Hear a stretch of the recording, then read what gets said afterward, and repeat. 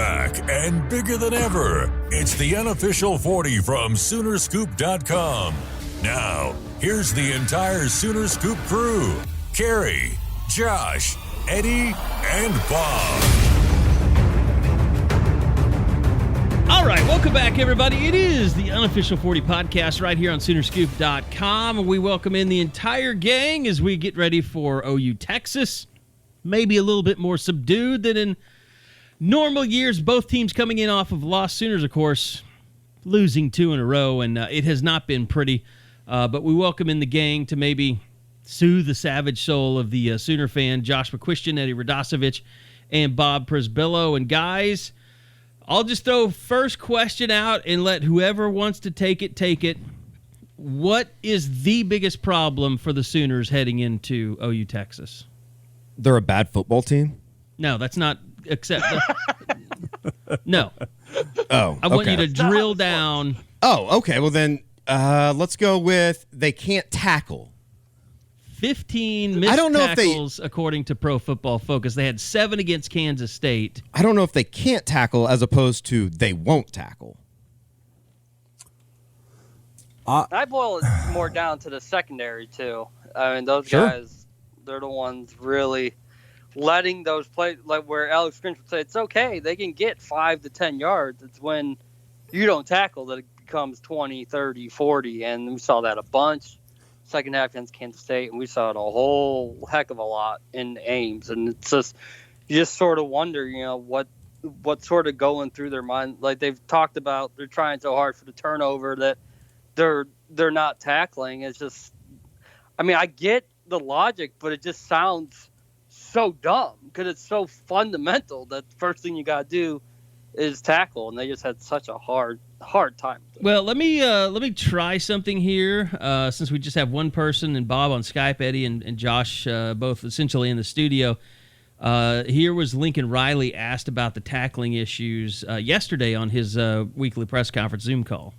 Big picture wise, looking at it from a comparison standpoint, you know, because I do feel like we've, you know, certainly compare it to last year with a lot of the same guys. I thought we tackled very well early in the season. So, you know, did the off season or all that have an impact on it? Maybe. You know, right now, kind of in the moment for us. I mean, we've obviously been doing things to emphasize that, create more opportunities for our guys to get people on the ground and practice. And then I think a lot of it is just going back and correcting. And so much of what we see is not necessarily guys out of position, but guys, again, just kind of coming in out of control. And it's a fine line. I mean, you have to be a great tackler. I mean, you got to know when to have patience and you got to know when to have aggression, because if you're too patient, you know, guys will just go around you. But if you're too aggressive, like we were many times against Iowa State, you know, a good player is gonna make you miss.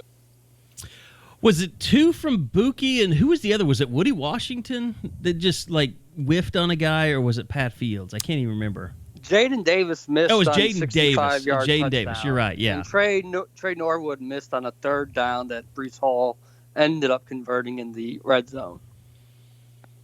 Yeah, I mean, it was not good, but like literally missing bodies, not even touching. I mean, people. The 2 that Buki had were just awful. I mean, it was almost like you wonder if he even tried. I don't think he saw him, like, because I guess he had his head down, like he just completely missed him. I mean, both of those instances, they were like they weren't, but it was like a receiver catching a hook route. Their back was they were facing the quarterback when they caught it, and they were dead-footed. Like grab an ankle.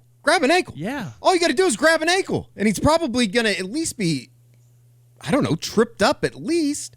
Josh, you did the Monday Morning Idiot. Kind of your take on some of the defensive woes that you saw against Iowa State. You know, I've done the board chat, and I've gone through, and I'm not through with the Monday Morning Idiot. It has been a week in the McCuistion household, but we will spare everybody the family stories. You know, I don't know. What some people I like see, them. I know, Other people hate them. You know. It's kind of like everything about our podcast. They love some stuff and they hate some stuff. I think 3-0. Yeah, 3-0 people would have time for my bullshit. 1 and 2, everybody's like, no, I don't want to hear anything. I don't care about Lainey and Layla. They are not my problem. So I'll spare everybody. But, really, I agree. I mean, it's tackling. When I look at that front seven, they're not playing bad football. It's not bad. It's not the linebackers aren't great, right? Yeah, they miss things from time to time, but I see good moments from them. The secondary, there are incredibly few redeeming moments. I mean, whether it's missed tackles, Brock Purdy, guys, and I think you guys said it in the postgame podcast, a couple of those picks weren't just, he should catch that.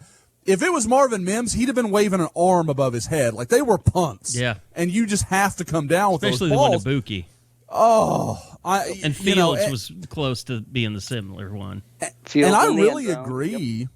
I really agree with what Riley was saying as far as guys are in position to make plays. They're in position to make tackles. They're in position to make interceptions. There's stuff there to happen, and it's just not happening. And the talk of, I guess Alex Grinch isn't what we thought.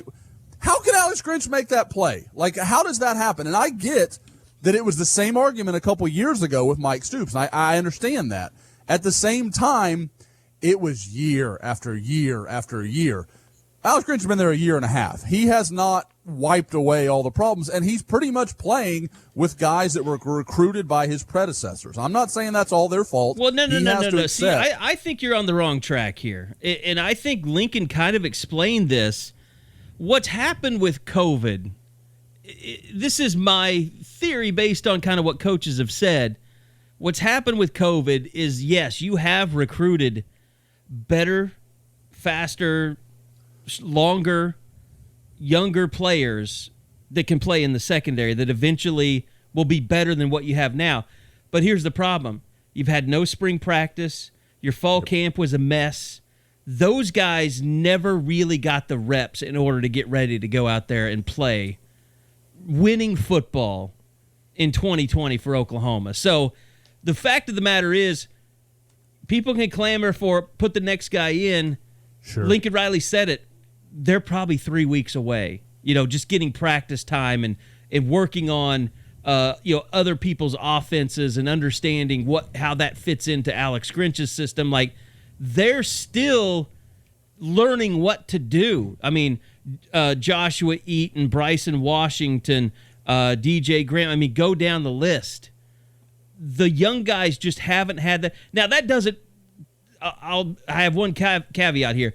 That doesn't mean that you can't take Woody Washington and Trey Norwood and fit them in and get them more involved as starters somehow. Sure. But relying on just wholesale changes for youngsters with everything they've been through, I don't think it's possible. Bob, you got the COVID? And the biggest problem with all that is, Kerry, is we're talking about a position group that two things that just keep ringing in the back of my head. One, 90 starts between this defensive backfield. It's not like these are new guys. How do they suck They've tackled before. And B, that's Alex Grinch's position group. Like, it just has to be better. Yeah. And I'm not sitting here saying Alex Grinch needs to be fired. Nobody is. Nobody in their right mind is saying Alex Grinch needs to be fired. But it's not a good look when the worst unit on the field is his position group. Agreed. And Eddie, you're the 90 starts. These guys are who they are. Sure. I think we all thought this was just like it was going to be Parnell Motley Part 2. Like, Parnell Motley stands out because it's an aberration. Usually, if you spend 4 years being one person, that's who you are. That is what you are as a player. You are not going to make a massive leap in 1 year. That's not going to happen. That's what we're seeing with Trey Brown, with Pat Fields, with Buki. Those guys are who they are.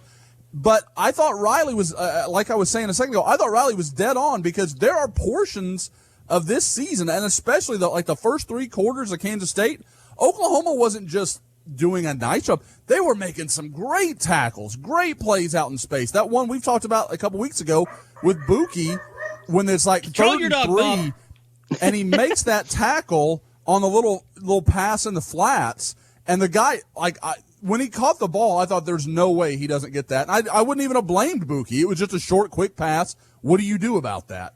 And he makes a tackle, brings him down, and then you turn around and do what they did in Ames, and you're just like, what? You guys are so manic. It's impossible to form a real idea of some of these players because in one moment they look like a top 25 unit, and then the next they look like one of the worst defenses in college football. Am I wrong in saying that this defense literally should have had 3 interceptions minimum? Minimum. Okay, 3 interceptions minimum. And it's just amazing. And here's my deal. You think about, and this is kind of me stumping for Alex Grinch a little bit. You think about the offenses that Mike Stoops had, where all he had to do was get some 3 and outs here and there. Like, that was the expectation. Right. Like, that it fell that low. Right. Like, just get some 3 and outs. Because this offense is going to score almost every time they have the football. Now you don't have that offense, and you're Alex Grinch, and you score, I don't know, are you even scoring half the time? I guess you're about half. It's probably closer to 50-50. Sure. You're scoring 50% of the time. They're scoring a bunch. What they're not doing is they're not scoring fast. They don't have the explosive the drives plays. are long. But here's the thing. Which should make it easier on the defense. Yeah, but if you have those 3 interceptions in that game, then you've got 1 or 2 more scores that your offense is going to have that, you need that. You have to have that with a redshirt freshman quarterback. Your defense without fail to catch an interception that hits them right in the hands. Like, it's just, you don't have that margin of error. I'm sorry, if you got used to this offense that was bailing your ass out time and time again, it's time to wake up. To realize turnovers are more valuable this year than they have been in 5 years at Oklahoma. It's incredible. And you go back to, the one series that my mind is blown by is the final possession of the third quarter, in which Brock Purdy basically throws a punt to Buki, drops it. We could even say Patrick Fields was back there too. No, they were. They collided. Yeah. I mean, both of them were back there. So you go to 2nd down and 10, get a little bit of pressure. Purdy moves out of the pocket, airmails the ball. You got him in 3rd and long, exactly where you want him. And then you have a hold on Trey Brown in which he has help over the safety, like everybody's seen on the board. What is he doing? Over top, it's just it's repeated stupid mistakes by guys that have played a lot of football down there. And one play later, 65-yard touchdown. I think that's why it's so frustrating for the fans and anybody watching it that, why just get somebody out there. Somebody else out there. I don't care who they are. I could even lived with a freshman having a busted assignment as long as they're not making stupid penalties like Trey Brown or stupid mistakes of dropping an interception that could change a game. And guess what? If you have 2 interceptions, all that shit you just talked about either doesn't happen or you win the game. And it's just like an inability to grasp the moment. And then, of course, you finally get the turnover, and we can get into it later. But for the 2nd straight week, you have a breakdown in special teams. Yeah. And you let them right back in the game. So, I mean, can it get fixed? Yeah, it could get fixed. I mean, at the bare minimum, you could have the secondary play somewhat like they have been. I mean, I know it's shitty, but at least it's a form of something.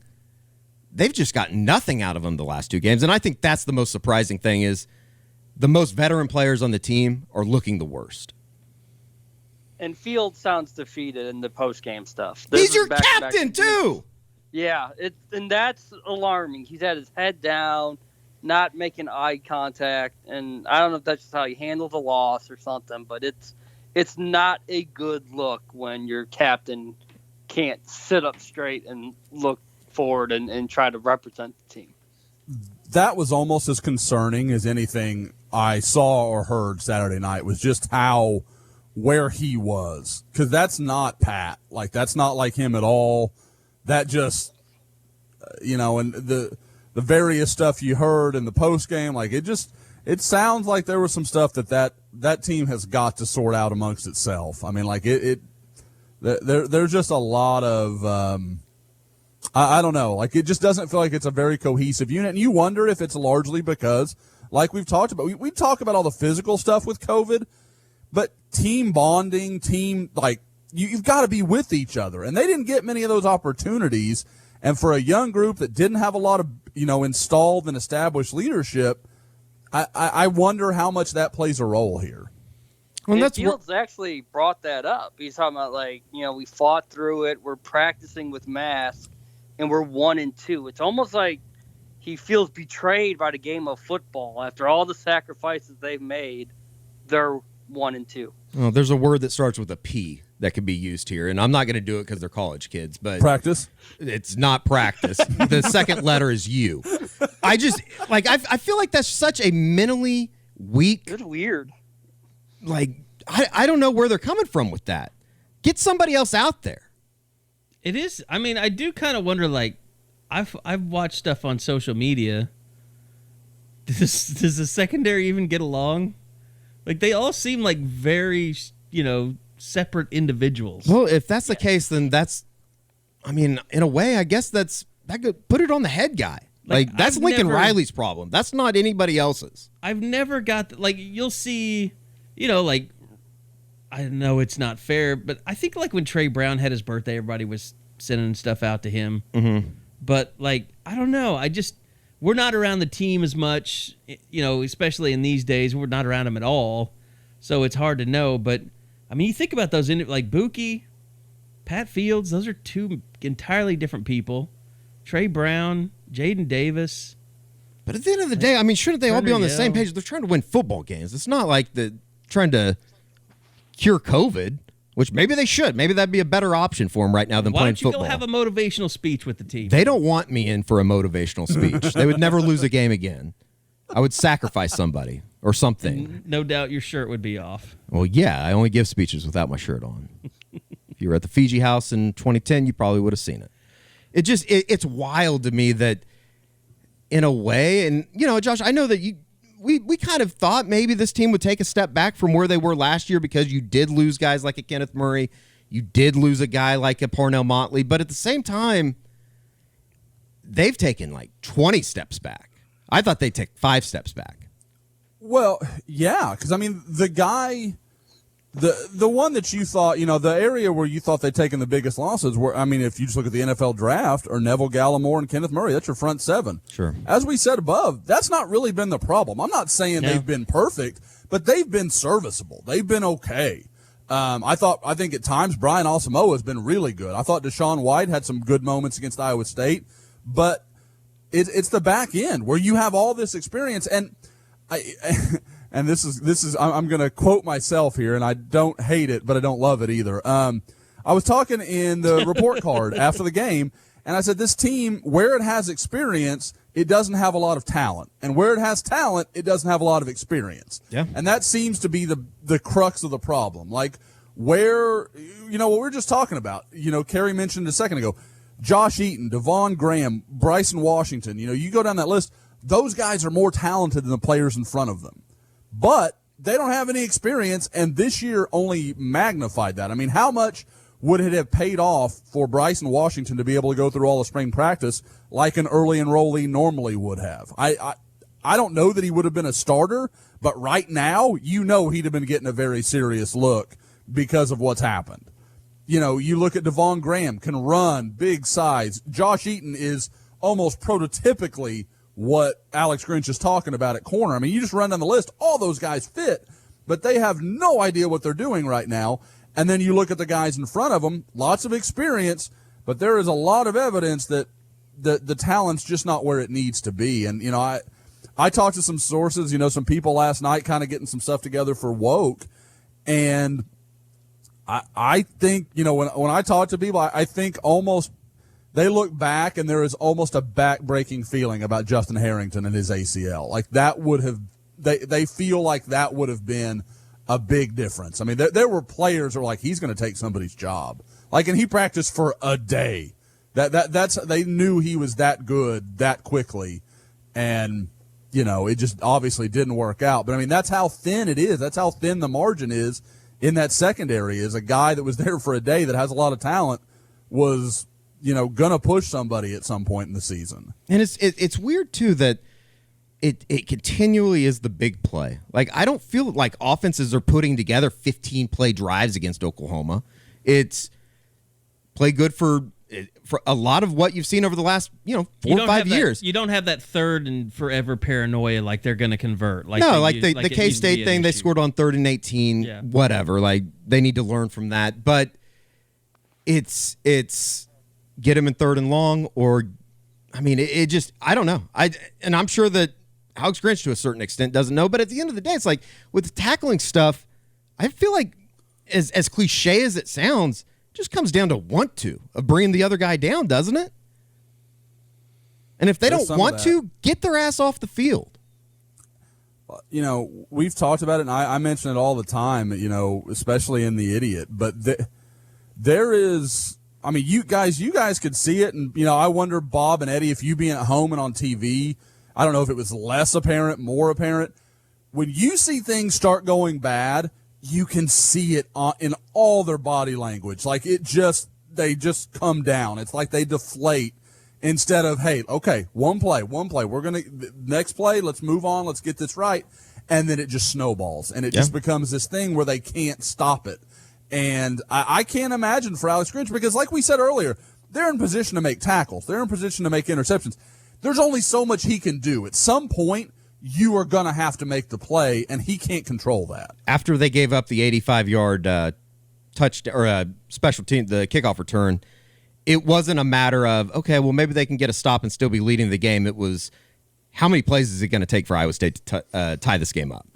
Oh, yeah. When is Breece Hall walking into the end zone? Sure. Like, you knew it was coming. And you look at that, and I want to say that was his touchdown that sticks out in my mind, where I believe it. I know the one that sticks in my head is Pat Fields. Pat Fields diving at his ankles, doesn't even get a hand on him, and Hall walks in. And I'm not putting it all on Pat Fields. I know a week ago I was like, it's crazy, you guys blame him for everything. I'm just saying that play resonates in my mind, because you had 2 or 3 people go at his legs, and I think maybe one came in contact. Like, I'm fine. Do whatever you have to do to get a guy to the ground. I'm not one of those, it's got to be hands under the thighs and elbow or shoulder in the gut. Like, I don't care about that. Get him to the ground. Do whatever you need to do. Just for my mental well-being, when we talked to Alex Grinch in an hour, I wanted to just say, just for my mental well-being, we don't teach that shit. Like, we're not, I don't know where that's coming from. Yeah. But if you're going to dive at their ankles, you better make contact. I mean, it's because not only are you not, I mean, you're not in slowing them down, you've taken yourself out of the play. You're not going to get back up and go catch somebody at that point. Look, these guys are driving me insane, by the way. We can keep breaking down how they screwed up against Iowa State. Man. The fact of the matter is, they're getting, and I know people don't want to hear this, they're getting ready to play a damn good quarterback this weekend in Sam Ehlinger. And all the issues that they've had. This is the guy, you're talking about, you had Skylar Thompson problems with a run-pass guy. Brock Purdy is not really a run-pass guy. You had some busts there. But Sam Ehlinger is a guy that will challenge that front seven. He will challenge the secondary in the passing game. It is, if you've had problems so far, there is an opportunity for you to get completely shredded. I mean, OU could go, I remember Josh put this out there, like, after the Missouri State game, they're the number 1 total defense in the country. OU could literally be the last defense in the country. Well, they are in just about every statistical category right now. I haven't even bothered. They're 74th, or 73rd and 72nd, but there's 74 teams playing football. They could go from first to last within a 5-week period. Well, let's go there, and I want to talk about Spencer Rattler, because it's crazy. And Bob and I talked about this morning. It's like, if you would have told me he would have had arguably his best game as an OU player, I would have told you they won the game, but he's the only thing that you can point to that say that was winning. That was winning football. How much would the addition of a Ronnie Perkins to the mix help this defense? Well, he's going to be added to the mix, so unless he fails a drug test. I mean, I've talked about this already. It's on the board. I mean, Ronnie Perkins, I'll just go ahead and... I know we talked about it on the post game, but I just wanted to get it out here on the U40. But, I mean, since Lincoln Riley had an opportunity to mention it on his Big 12 teleconference and said that his status hadn't changed, and then he really wasn't pressed on it yesterday. I'll be curious to see if we talk to him tomorrow where this goes, and I won't be afraid to ask him. But Ronnie Perkins simply had Drug-Free Sport is the name.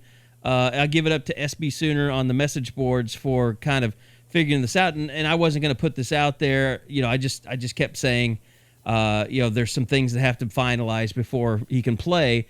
And so what happened was, when this appeal went through midweek, And it was Thursday night before he could take his drug test and send it in.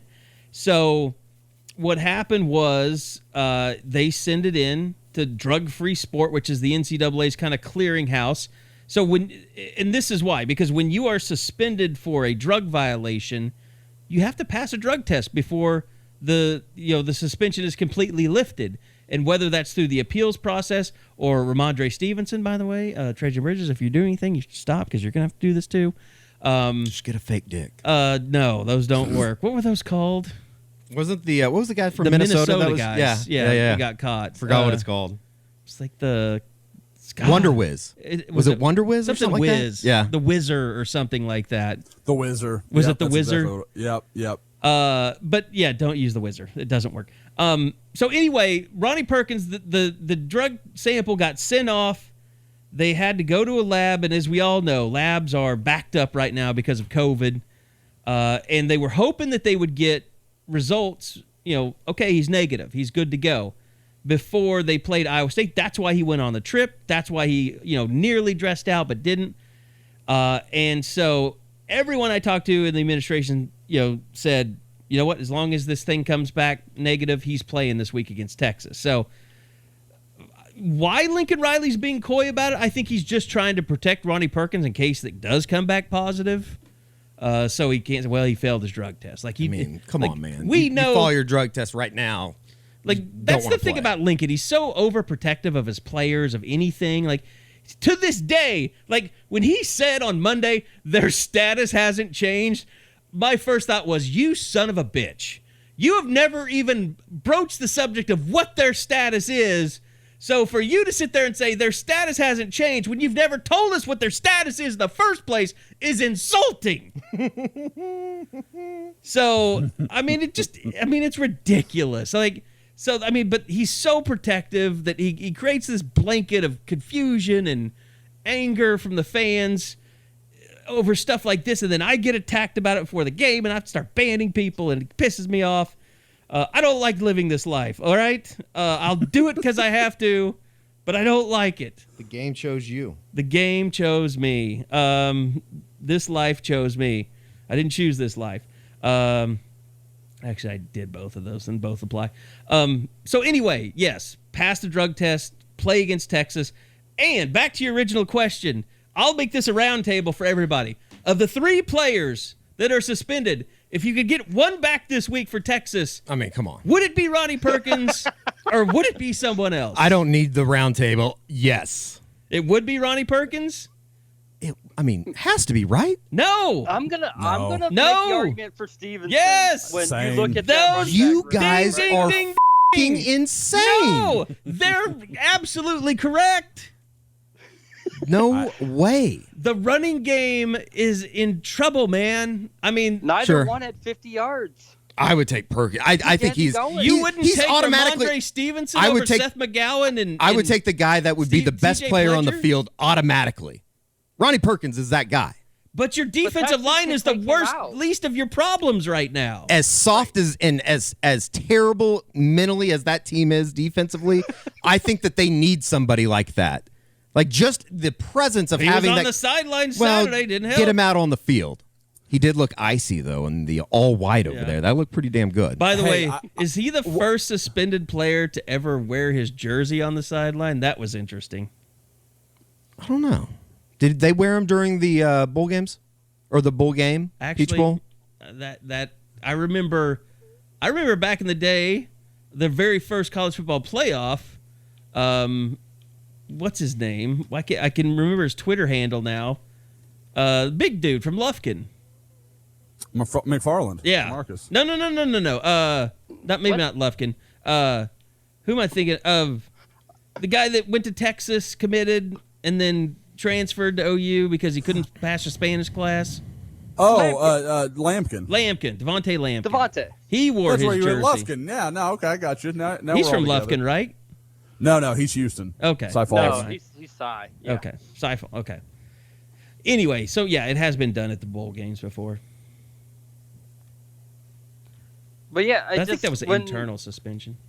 You see McGowan, he looked like a true freshman Saturday, and that's not a knock on him. He's going to have those moments. But Stevenson, because I don't know where Major is. I have no clue. He's been suited up the last two games, but you heard Lincoln Riley on Monday say we have a pair of backs that are inexperienced.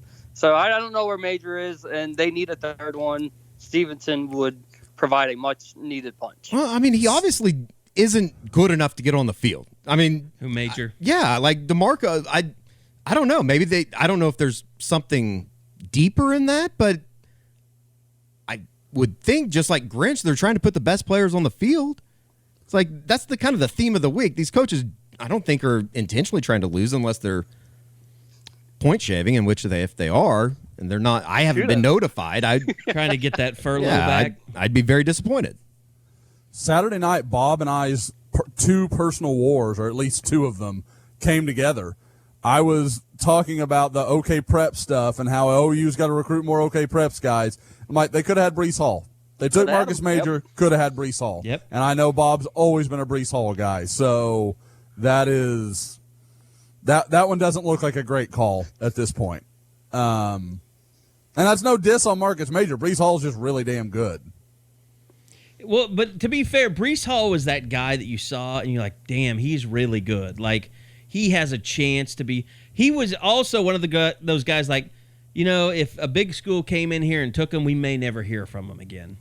Like, he was just kind of that tweener guy.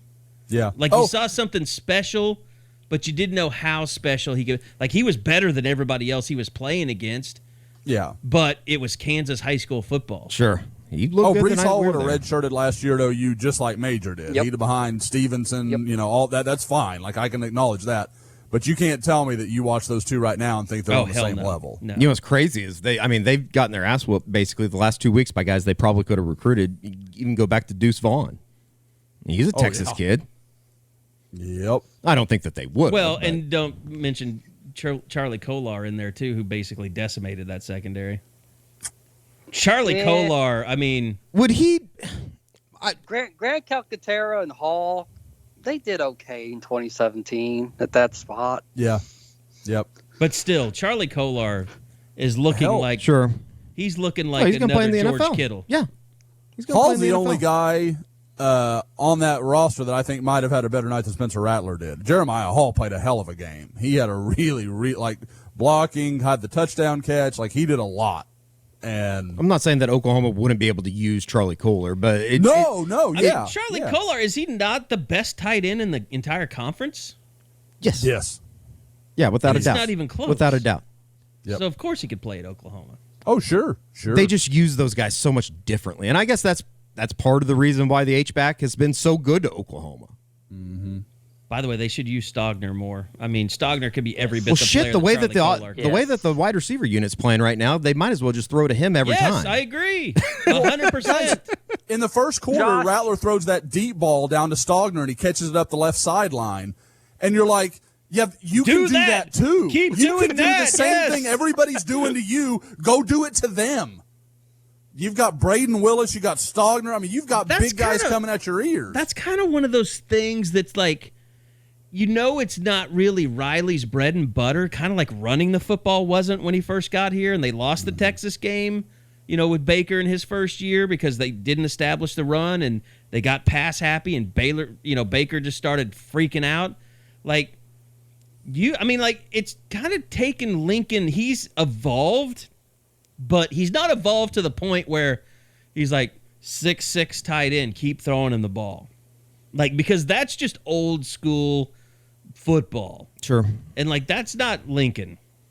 He's thinking 5 plays ahead, probably, double reverse pass shit. I mean, sometimes if something works, you just have to wear it out. It's kind of like the defensive back thing, and they haven't been as bad, but another group that has played a lot of football that's been really disappointing, and we could even go specifically to guard, center, guard, is the grouping of Tyrese Robinson, Creed Humphrey, and Marquise Hayes. I mean, they haven't just been awful. I think the offensive line thing has probably taken on a life of its own in a way, but they've just been inconsistent, and Creed be the first person to tell you that. Here is Lincoln Riley talking about just overall play of his offensive line so far this year. again, they're kind of like our whole team. I mean, they've had some really good stretches, and they've done some good things. I mean, they really have. It's everybody thinks, well, if you're, not running the football well, or if you give up a sack, that all of a sudden, it's automatically on the offensive line. Well, no, it's not. We've had some of the times when we haven't ran it well this year. Backs have missed cuts. I've made some poor calls, poor decisions on my parts. Receivers have missed blocks. I mean, we've had, again, for us, it's just been, again, a lot of 9 and 10 man football, and same thing in the pass pro game and all of that. So I don't think they're any more or less to blame than anybody for any of the things that haven't gone our way. I do think there is a lot of positives and a lot of promise. But yeah, I mean, that's a position that we hold in just, very high regard here. And we do have high expectations for them, and they've done a lot of good things, but can they play better? Yes, they can. And I know the guy we got coaching them will stop at nothing to get them to that point. That's Lincoln Riley. I want to get the guy's thoughts on that and what he had to say. And obviously Bill Bedenbaugh being the offensive line coach and him mentioning him there at the end. But also want to remind you guys, we are very excited to have Dead Soxy on as one of our sponsors of the podcast, brand new sponsor. Great high-quality socks, help you take your sock game to the next level. Eddie and I both received the Dead Soxy gift packages. We've been wearing ours. The no-show socks, the boardroom socks. Also, I mean, the really exciting part is the Crimson and Cream color waves that they've got. You can support your favorite college program at Dead Soxy. Also, using the 30% off promo code exclusively for Sooner Scoop, just enter the keyword Boomer at checkout. So head over to deadsoxy.com. That's DEADSOXY.com. Use that promo code Boomer for 30% off. The best dress socks you've ever put on. And Eddie, I know you've enjoyed yours. Absolutely. These aren't the socks you're going to leave around the nightstand. You know what I mean? These are socks you're going to take care of. You're going to be walking around the State Fair of Texas all weekend. Some of yous. Well, there isn't really a state fair this year. Well, you're going to be walking around the grounds, and you got to get to the Cotton Bowl, and there's no better way to feel with your feet. You're going to be on your feet all day. You might as well wear these Dead Soxies, and I will be wearing mine. That's Dead Soxy, DEADSOXY.com. Use that promo code Boomer for 30% off. And as always, guys, stay soxy. All right, you heard Lincoln Riley there talking about the offensive line. And I think, guys, that's kind of everybody's thought. Like, okay, it may not be perfect, but Bill Bedenbaugh is still the coach there, and he's still, sometimes miraculously whips this offensive line into shape. I think the only really surprising thing to anybody at this point is, Bob, maybe that it hasn't happened yet.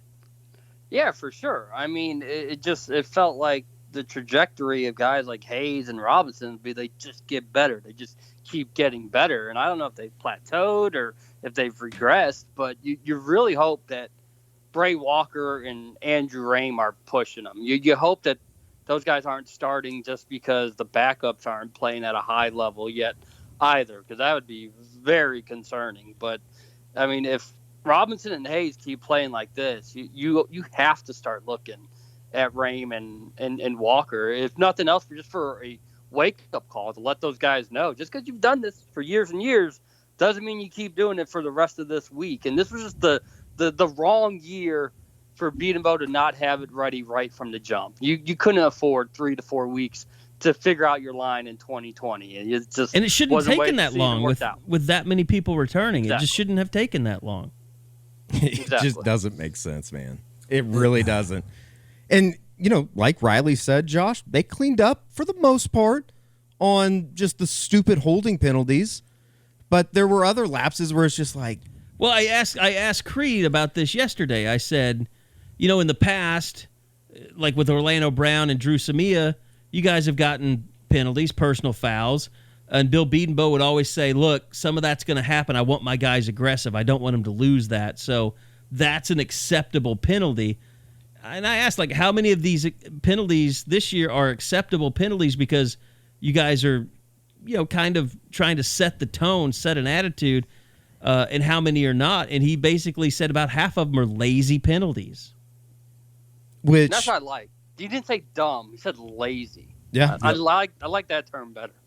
I mean, you go back to any offensive line coach, and they'll tell you a hold is almost always because you're not moving your feet. I mean, that's almost unanimous when you have these conversations. Now, sometimes, it's to save your quarterback from getting murdered. Like there are reasons, kind of like the penalty that the Iowa State DB took to prevent the touchdown. Like sometimes you got to grab them just to make it from being worse than it would have been. So I get that. But yeah, I mean, there's a difference between the personal foul. Like, okay, Bedenbaugh's guys are going to run a little hot. That's just the way he likes it. That's the way he wants those guys to be.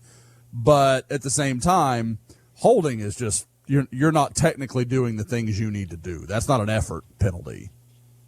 The thing about holding that usually happens is people do it because they don't want to look bad, but then they get penalized. It's like you're going to look bad either way. Yep. I mean, you see that in the NFL all the time. Oh, sure. You see it really in the NFL more than you do in college because guys are getting paid and they don't want to look bad.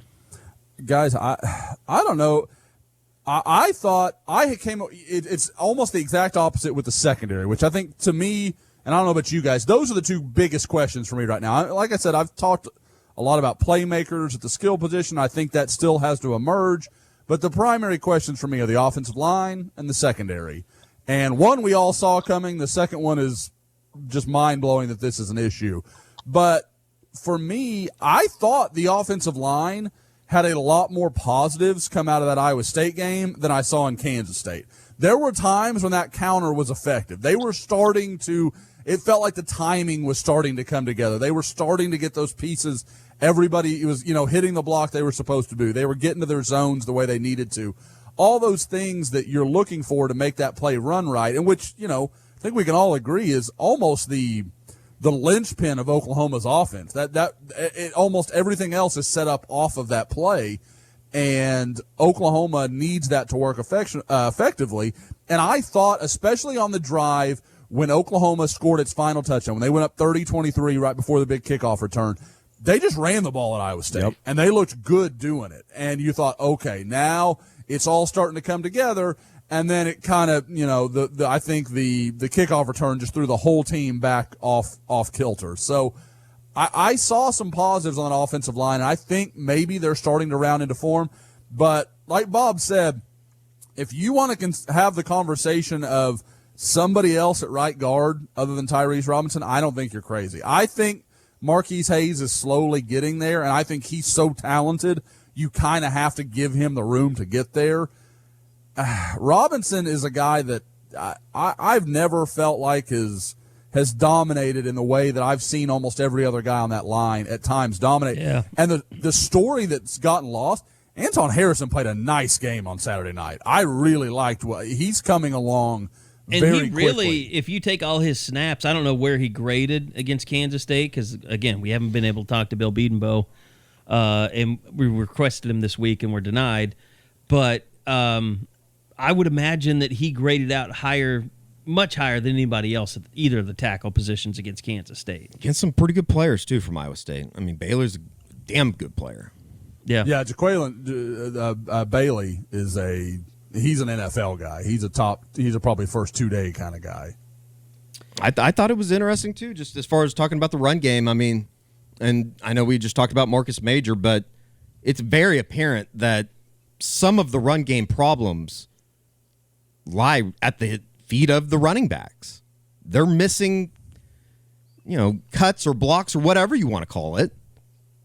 And Seth McGowan, I mean, you can't run back and forth on the field. I don't care who you're playing. This is big boy football. Every freshman's got to learn. You're not playing that. Mesquite anymore. Yeah, I mean that. Yep. I think the only bonus to that is it was such an embarrassment that he will probably never do that again. Literally, he had to be taught that if you're expecting your quarterback to pick up a block for you, it ain't happening at this level.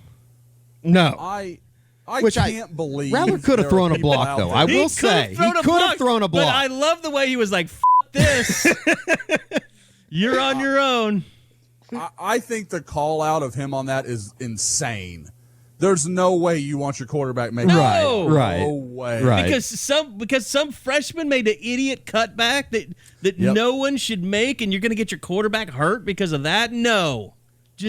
I'm glad that Spencer Rattler did that. you want that back. God, I couldn't way to go, racist. Yeah, you want that block as badly as you want, I don't know, Tanner Mordecai starting against Texas. Like, just weigh those odds out. See how you feel about that. And if you think that blocker cares, that defender gives a crap about the running back at that point when he knows that here comes the quarterback trying to block me, all he wants to do is pancake Spencer Rattler. He doesn't care about the tackle at that point because he knows 20 other guys are coming after him. Yep, he wants to murder Spencer Rattler's soul. Like, he wants to kill someone. I wish you had some guys that could think like that. Hey, Isaiah Thomas got the strip sack, man.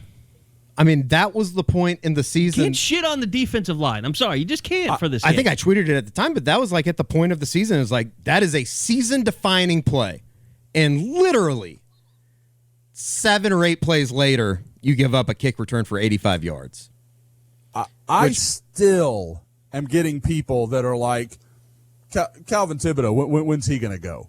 That's your problem? That's what you're looking at this defense and saying, you know what, it's the defensive line. That's where we're all going wrong.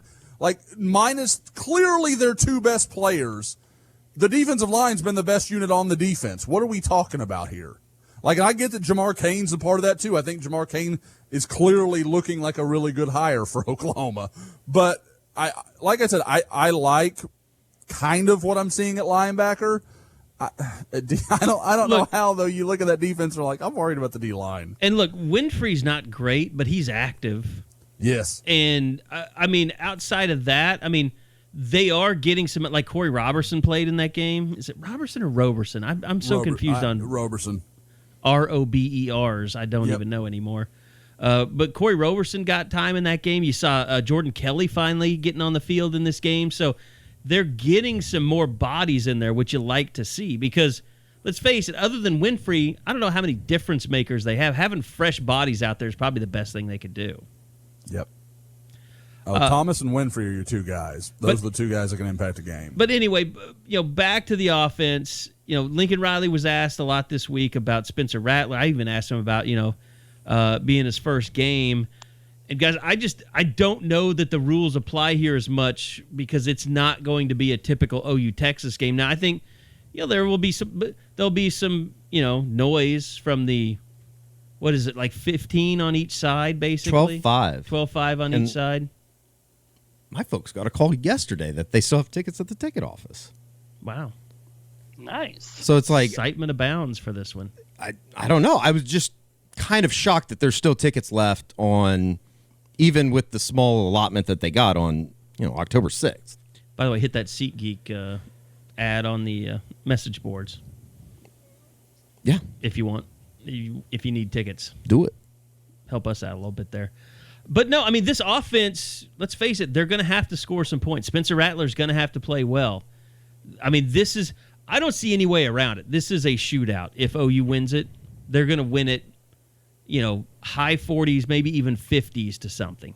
I straight up have no idea what's going to happen. I don't know what to expect because with the kind of the picture that we've painted today with this group, it almost feels like they're going to get their ass kicked. It almost feels like they're going to get run out of the Cotton Bowl. You go into this game every year and you say, which team is capable of the blowout and which team is capable of that's the only question. Like, which one of these 2 teams is capable of blowing the other one? I think in this case, Texas is the team that's capable of blowing out OU. Yes. I can't see it the other way around. Sam will challenge the defense's heart. If they are truly, soft or however you want to phrase it, Ehlinger can bring that out in you. Who? Ehlinger. I don't think that's right. Eddie, do you want to? Sam, we're on a first name basis nowadays. Okay. He's down with the horns up for peace cause. Absolutely. I wonder what Michelle's up to this week. Oh, God, please don't. Michelle Herman. My baby, my girl. All right. So, my whole world. Guys, I mean, we can talk about Oklahoma's deficiencies in tackling. According to PFF, the only school that's anywhere close Texas. I know, it's They insane. both are below 40% on their tackling percentage, according to PFF. Or on their I'm not sorry, 40%. Their grade is below 40 on PFF. That's the only team below both of them is Vanderbilt. I mean, both of these programs need a win in the worst way possible on Saturday. And I don't know if either one of them are really any good. Oh, I don't think either are. No. Or at least not right now. I mean, Texas is the worst OU team since what? 09? 14. I don't know. They were 4-0 to start, so you still had hope. But boy, you talk about that quarterback matchup, Trevor Knight and Spencer Rattler. Went downhill in a hurry. You had him on Sterling Shepard at receiver. Yeah. You had him on Damian Williams at running back. You got Stryker on defense. Yes. Well, Damian Williams is gone. He was 2013. He was gone. Was he That's gone? Right. Yeah. But was Brendan This was Clay was your starting running back in 2014? Keith Ford and stuff like that until he got hurt, and then P. Ryan. God, I'm having PTSD flashbacks. I'm gonna have to go to the hospital. I'm gonna get paid enough to be in the. You didn't have to go to that goddamn I'm in bowl the game. business. You didn't Cody have to go Thomas to the bowl was in game. that I quarterback did. Well, you're room. in the business. The business. Oh wait, that was Alex Ross too. He was probably the guy that they were looking for to take over. Well, you talk about a guy who could run back a kick against this 2020 team. You know what? I don't know if he could do anything else. You know what the problem with 2014 was? That's when they unveiled the alternate uniforms. Weren't worried Yes.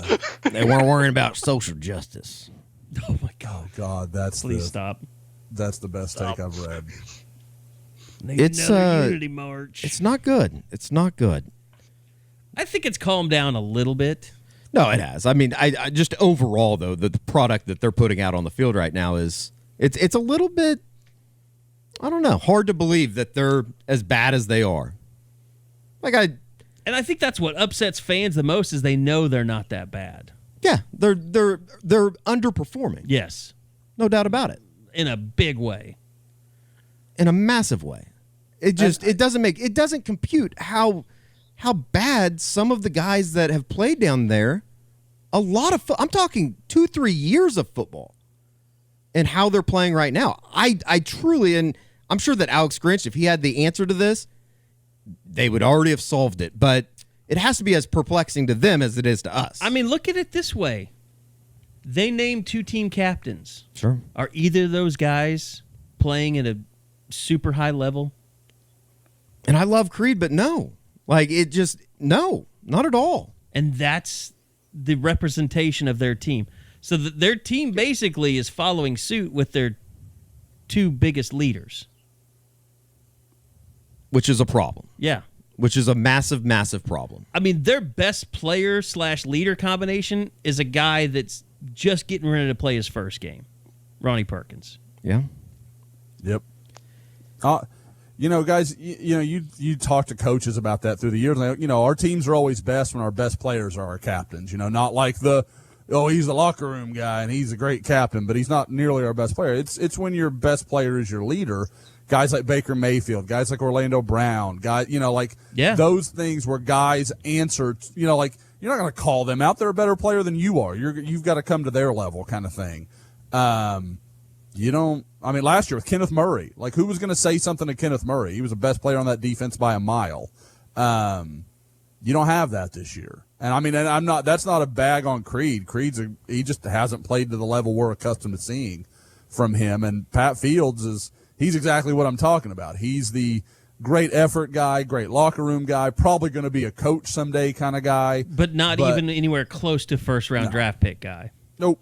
The NFL is not waiting for Pat to make his decision. And you know what? A lot of times you have first-round type guys that aren't team captains, and that's fine. Yep. That's their job, is just to be great at playing football. And maybe they're, kind of quiet guys, and they don't, they're introverts or whatever. They're not. I don't think Adrian was ever a team captain, was he? I don't think so. I don't either. Yeah, he's the best player I ever watched. But yeah, literally, it would be interesting to go through and look at team captains versus team performance. Mm-hmm. That's a really, I'm going to have to do that.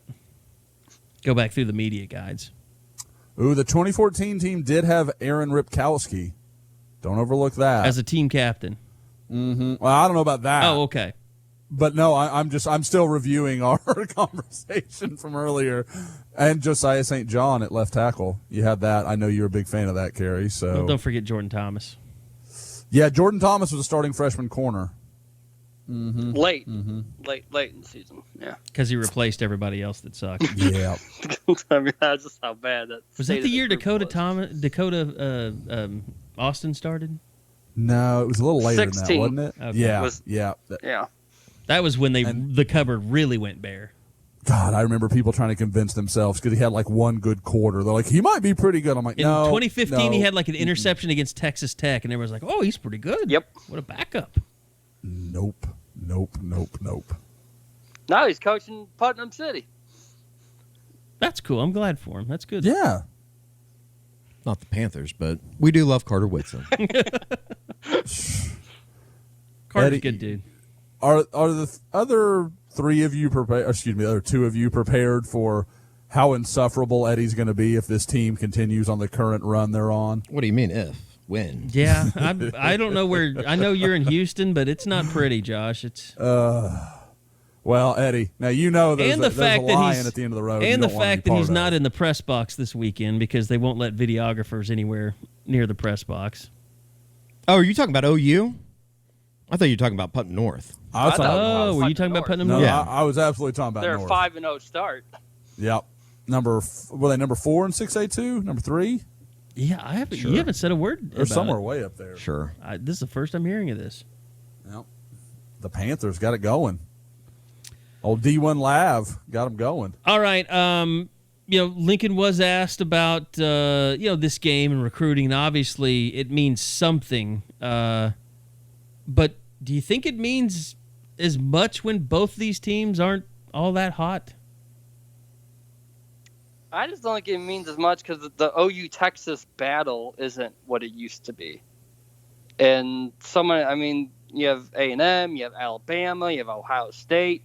So many other teams come into the state of Texas now where it's not just the winner of this game gets the top recruit. I don't even know if that's happened since I've started doing this here lately, where it just hasn't resonated. It hasn't felt you might have to go back to Adrian Peterson when that was a thing. You really might. I started with 2011, 2012, 2 mega blowouts by OU. Didn't mean anything to those top kids in Texas. They still went to Austin. Still absolutely matters, though. I mean, you want the bragging rights. I mean, you want the brand. It helps your brand as a school. It helps your brand. Yeah. But you don't get to have any kids in attendance either. This is OU's year of hosting, and that goes out the window. I mean, too. Is Kamar Wheaton all of a sudden going to be thinking of Texas because they win this game? No, I don't think so. No, but I think like in the big picture, you could probably say that I don't know if it'd be a knockout blow for Tom Herman, but I think he needs to win this game more than Riley does, right? Oh, absolutely. If you want to look at it through that lens, I think it's just as important. I think for a program, it's bigger for Texas. For a game and a season, it's bigger for Oklahoma. Oklahoma's they need something to right this current team. But like Lincoln Riley and everybody's not getting fired if they don't win this game. Tom Herman, if he can't go beat a team that just lost to Iowa State and Kansas State with his senior laden team, and this was supposed to be their year and all this stuff, and Oklahoma still finds a way to beat him, that's boy. I wonder if Texas would do it because of the monetary issues and all the other things they have to consider. But you'd have to start thinking, money people at Texas are going to start trying to think of a way to do it. Outside of that, OU Texas coming up this weekend. Anything on the recruiting trail? And maybe that's part of it too, is just that recruiting has happened so in advance because of COVID and no visits and stuff like that, and guys have made up their mind. And like you said, OU recruits so much outside of Texas now. Of course, Caleb Williams being the most notable. but a lot of Virginia guys. I mean, it's not going to affect them.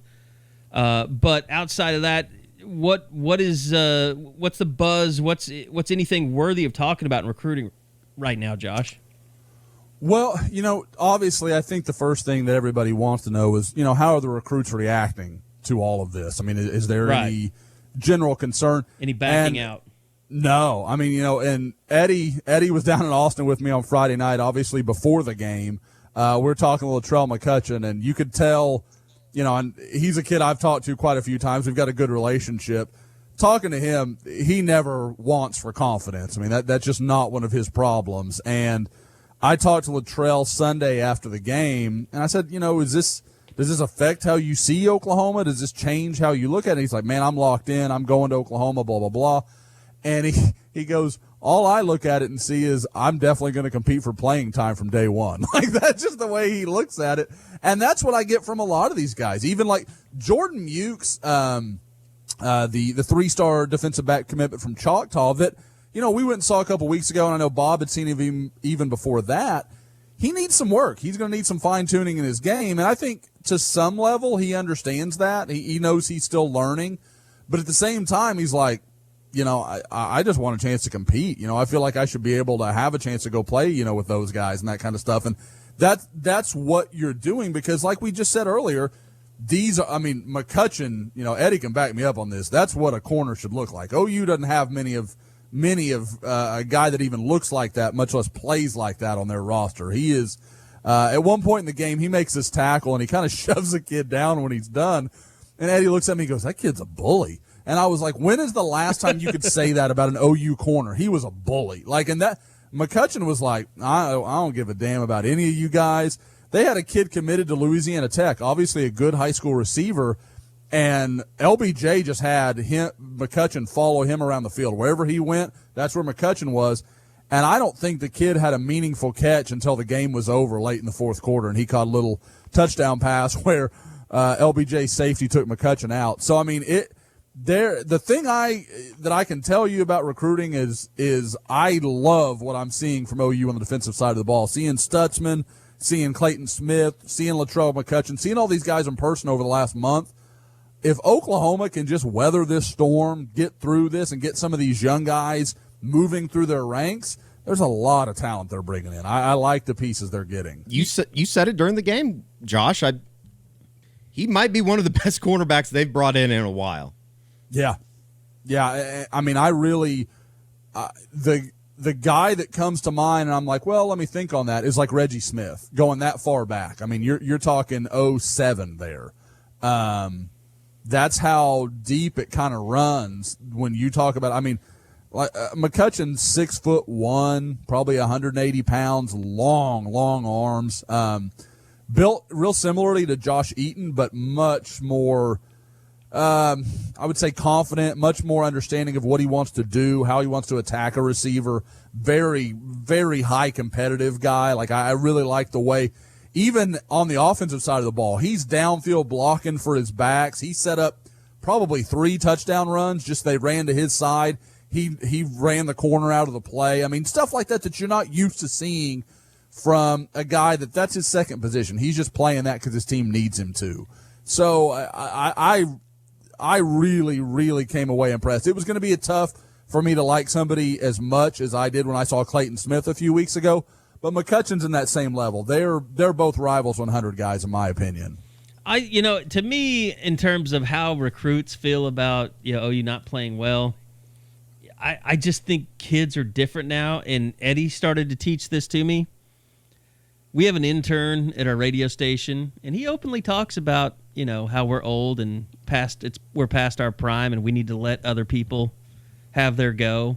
Like that's how all young people think. Like, get out of my way, old man. You're keeping me down. You saw the Bryson Washington tweet after the game. I mean, Bryson Washington. It's like one of those things that he puts out there knowing that he's going to have to delete it, but he wants to get that thought out. I mean, I've come across many overly ambitious young journalists that have that same attitude that I would never hire, that are just little shitheads that just want you to die So, and they look at me as an old man, and so you can get out of their way and they can have your job. Like, that's how kids are now. So they can aggregate questions that they don't ask. Okay. I mean, it's just a dog-eat-dog world. They want to create stories. Oh, God, stop it. Is it just piling on now? What's happening? Just part of the Bob business. takes a shot. We all Doesn't even add come on. anyone in particular. That's how it's run today. That's the business. How is it that That's the business. I'm the asshole banning everyone on the boards, yet you guys are the assholes on the pod? Carrie, I will state again, for people on the board, you are the nice guy in so many ways. I'm in this really group. not, though. You are like you get to a point where you have a line in the sand and you're like, no, it will go no farther than this. There will and be doesn't respect. Matter. Like, yes, it doesn't matter if you're going to look bad. It doesn't matter if like, I think in your heart sometimes you're like, I probably shouldn't do this, but I just don't like, this is the line and I don't care. Yeah. And I think that's where that comes from. And I know, and you know what? People what I've learned in the last couple of weeks is it can't be blamed on the drink because I haven't had a drop. That's just who I am. People love to blame it on the drink. I just have a short fuse, man. And once you cross my line, you're dead. Yeah. Carrie and I have had some conversations, people that weren't super kosher and friendly. Those happen. It's okay. All are going to survive it. It'll all be okay. Yeah. There's maybe one, but for the most part, we're all going to come back. Everybody's going to be fine. Like, and for all the people in the corner that are listening, guys, if something happens, if you have a problem, if you get black, just come to us and talk like a reasonable human being. Talk to us like you're actually sitting in the room with us. Even if I send you to Siberia instead of Chile, you always have a chance. If you just come back to the table and talk like a reasonable human being. And you can understand where my line is. And that's the main thing. When you understand where my line is, then we're going to be fine. Yep. Josh just doesn't have a line. He's just, you can just walk all over him. I'm a big old whore. I want your money. Like, I'll put up with a lot of your shit. I don't really care. Dude, I'm married and got 2 children. I'm used to being stepped on. I don't give a damn. Just keep giving me your money. That's kind of how this relationship works between us, Josh. That's and I. so true. That's why Carrie and I can work together. Josh is a whore, and he wants to give away $1 subscriptions, but I won't let him. Oh, God. Yeah, I know. Oh, people. If OU would have won last week, we'd have had you covered. I was going to sneak it past Carrie. Damn it. No, we actually did have this. Josh hit me up, and I didn't respond back because I knew, like, I was driving and had all this stuff. And it was like Josh does this thing where, like, he decides, okay, today's the day I'm going to hit up Carrie with 4 months of business stuff all at once. Fact. And, of course, I'm usually dealing with it on a daily basis, so I'm like, oh, great, Josh has decided he's part of the business now. Today is business day for Josh. And so I've got my quarter. I've got my one-time quarter. And so he decided we need to get this really big promo to go after Iowa State to prepare for Texas because everybody will be fired up. And what happens? Special teams. Special teams happened. I don't know if you heard Or it, but didn't Carrie happen. just blamed the loss on me. You could probably blame it on me for being the guy of our team in the press box. The only win that OU has had so far, we've all been in the press box together, so blame it on OU, actually. Oh, I like that. I like that a lot. Karma. Put Eddie in the... I mean, this is a new... Guys, Free the Three has taken on a secondary... I mean, there are more uses than one for that shirt that we need to create. A really good point, Josh. Free the Three. We'll even make it like a polo so you guys can wear it to the games. Whichever one of you gets to cover it that week. We'll just have an Eddie shirt, a Bob shirt, and a Carey shirt. Whoever gets left out of the press box that week, you can wear that shirt.